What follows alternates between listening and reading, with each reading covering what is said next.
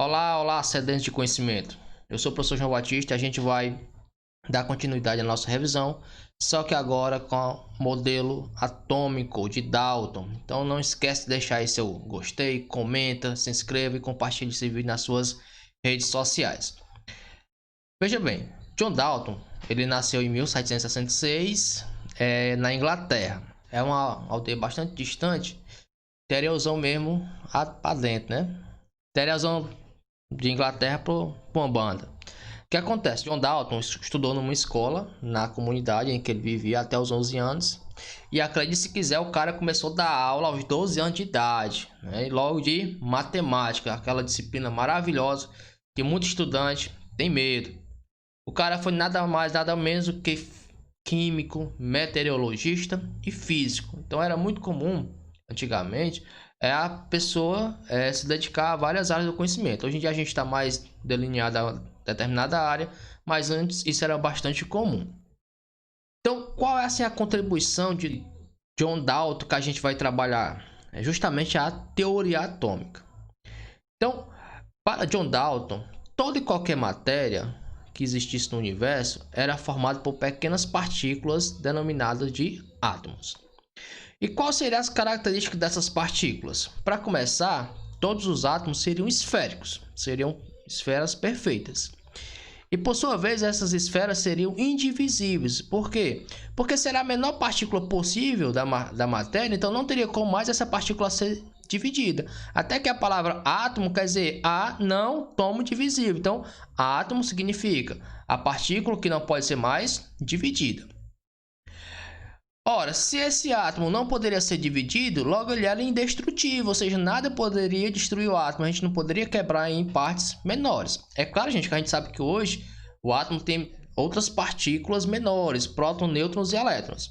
Mas a gente está trabalhando aqui o que? A teoria de Dalton. Até então, essa parte da química não era conhecida.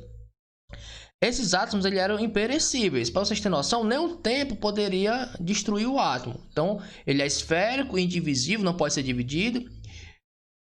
Indestrutível, ou seja, ninguém conseguiria partir esse átomo em partículas menores. Nem mesmo o tempo, ou seja, é imperecível. E esse átomo não teria carga, seria neutro, né? Então, veja bem que essas seriam as características básicas do átomo de acordo com John Dalton. O que acontece? Para cada elemento químico, ele era formado por um conjunto de átomos idênticos. Então aqui a gente teria, no caso, 4 conjuntos de átomos, né, representando átomos diferentes. Aqui está X, Y, Z e D. Claro que isso aqui não é a nomenclatura de John Dalton, né? É uma imagem que eu peguei, que já estava assim. Mas veja bem, olha que uma das características que modificam aqui ou diferencia os átomos é justamente o tamanho e a massa desses elementos. Então, cada elemento químico teria tamanho, massa e características semelhantes. Então, aqui no caso, a gente teria 4 elementos, 4 átomos diferentes. Sendo que cada conjunto de átomos, por exemplo, conjunto de átomos X, conjunto de átomos Y, conjunto de átomos Z e D, cada um desses conjuntos tem características semelhantes.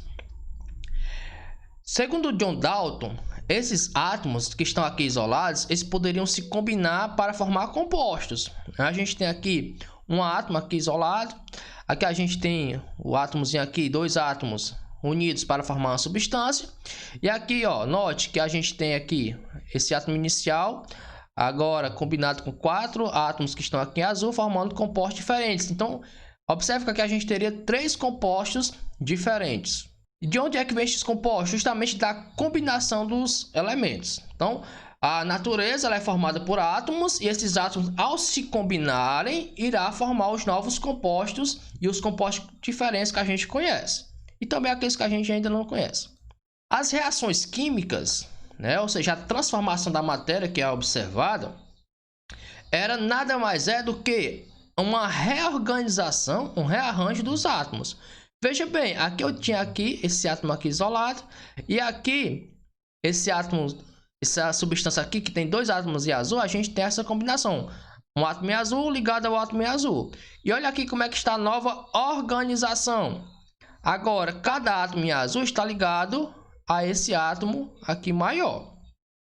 Veja bem, isso explicava muito o que tinha sido descoberto tanto por Lavoisier, a lei de conservação das massas, e a lei de Proust, a lei das proporções definidas. Para começar, se nenhum átomo é criado e nem destruído, acontece só um rearranjo, então a massa inicial tem que ser igual à massa final. Pronto, aí fechou a lei de Lavoisier. E note que aqui, para formar essa primeira substância, a gente tinha a proporção de 2 átomos de um mesmo elemento. Já aqui, para formar essa outra substância, a gente tem a proporção de um átomo desse elemento aqui, este verde amarelado, para 4 átomos que estão em azul. Então acontece, de acordo com Dalton, durante as reações não mudava o número total de átomos que tomavam parte dessa reação. O que acontecia é apenas um rearranjo. Então, se você contar aqui, ó, 1 com mais 4, 5. Aqui, antes de acontecer a reação, teria 5 átomos. E aqui, se você contar 1 mais 4, também daria 5. A mesma quantidade de átomos. Observe que aconteceu apenas um rearranjo. Não houve a destruição de nada, nem a criação de nada novo. Só apenas uma reorganização destes átomos. Outra contribuição importante foi a notação que John Dalton nos deu. Então, observe que para cada elemento descoberto, né, que existia na época, ele deu um símbolo que representasse esse elemento. Esse azoto aqui é o que a gente conhece hoje como gás nitrogênio. Então, observe que para cada elemento ele criou uma representação de forma que identificasse este elemento. Aqui no caso também, John Dalton, lembra que ele falou que as substâncias são formadas pela combinação dos elementos? Ele também propôs um modelo para representar as moléculas, representar as substâncias. Note o seguinte, que a representação de John Dalton é muito parecida, é muito similar com a representação que a gente tem hoje. Só que algumas incoerências acontecem, né? Mas se você notar, para a época, para os instrumentais que tinham, é uma precisão gigantesca. Essa primeira substância aqui seria a água. Para John Dalton, a água era formada de um hidrogênio para um oxigênio. Olha aqui, ó, hidrogênio, oxigênio. Ele andou muito próximo. Hoje a gente sabe que a água é 2 hidrogênios para um oxigênio, né? Então aqui no caso faltava só um hidrogênio para formar direitinho a molécula como a gente conhece hoje. A amônia, para ele, seria um hidrogênio para um nitrogênio, né? Seria aqui o azoto. Hoje a gente sabe que a amônia é 3 hidrogênios para um nitrogênio, mas é muito próximo. Aqui o óxido de carbono, que seria o monóxido de carbono, um carbono e um oxigênio. O ácido sulfúrico.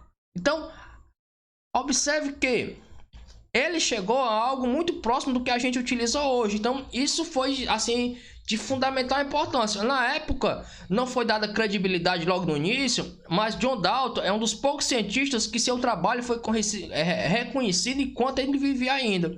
Muito do que a gente sabe hoje graças a trabalho de muitas pessoas, mas infelizmente que no período que eles viviam foram descreditados. E só no futuro é que foi reconhecido o trabalho, a importância deles.